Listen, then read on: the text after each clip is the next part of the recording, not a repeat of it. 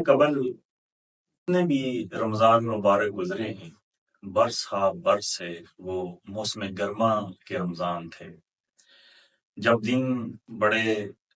اور شدید گرمی والے ہوا کرتے تھے، اور پیاس کا یہ عالم تھا کہ افطاری میں سب سے پہلے خواہش یہ ہوتی تھی کہ کوئی کولڈ ڈرنکس اور ٹھنڈے مشروبات ملیں،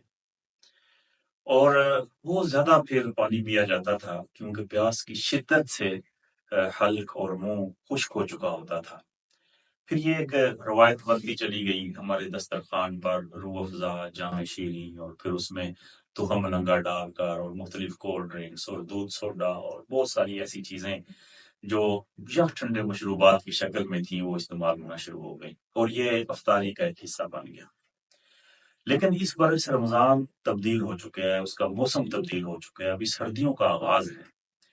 اس میں اب جو لوگ ٹھنڈے